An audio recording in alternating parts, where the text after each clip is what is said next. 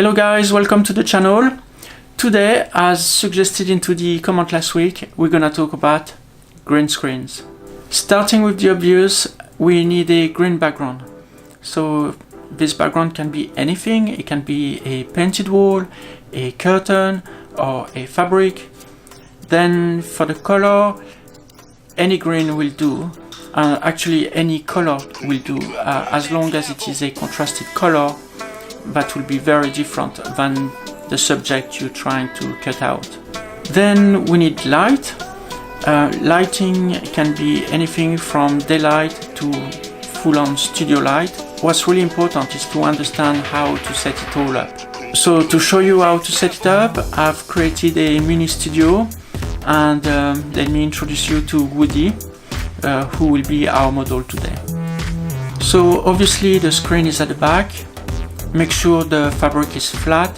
Creases will introduce shadows, and so you'll have different tint of green to work with. So iron it or stretch it if needed. Then we've got two zones of lights, one for the background and one for the model. For the background, the idea is to create one uniform lighting, so it creates one easy color to work with behind the model. Also, this lighting is behind the model, so the model does not cast a shadow onto the background itself. Now that the background is ready and the model is into the right place, we need to light up our model, and voila, our green screen is ready. So now let's go into Premiere Pro and change the background. So I filmed a little bit of Woody moving his arms to have a little bit of movement. Then I imported the clip and selected just the bit that we need.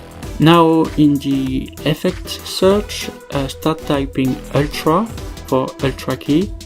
Drag the effect onto the clip, go to the effect panel and click the color picker to select the green color in the preview panel.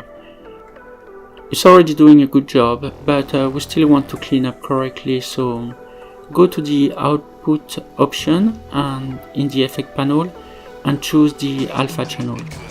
Now we can see that not all the green is cleaned up properly. So we are going to try to fix that with the matte generation options. What we want is to clean up the bleed, but keep our subject well separated and fully white. So let's adjust the transparency first. Remember, the subject has to be white now.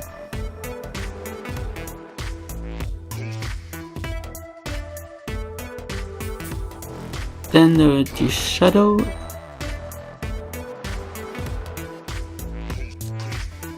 That seems to help.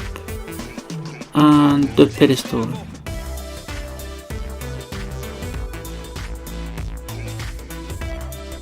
You may have to readjust those settings for a good cleanup. Not all situations are the same also.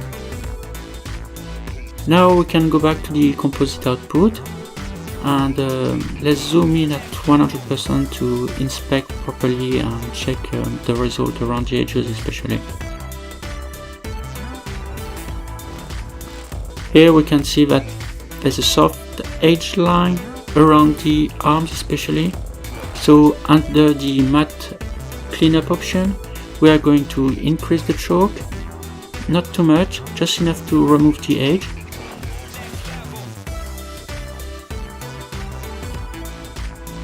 And then to finish, we are going to remove the little bit of green spill with the spill suppression options.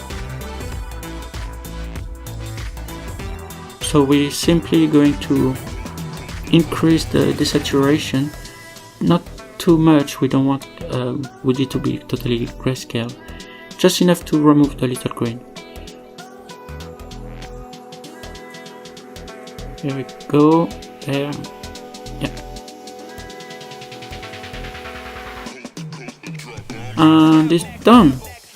So now we can add any video or image behind Woody, like now with Harrods in the background, or maybe presenting some kind of nature program that herons, or for the sake of example, the last RF fly past over Buckingham last month. Thank you for watching. If you like this video, press the like button, share it to anybody who might need it. Subscribe if you're not yet. I publish a video every Friday. Have a good weekend and I'll see you next week.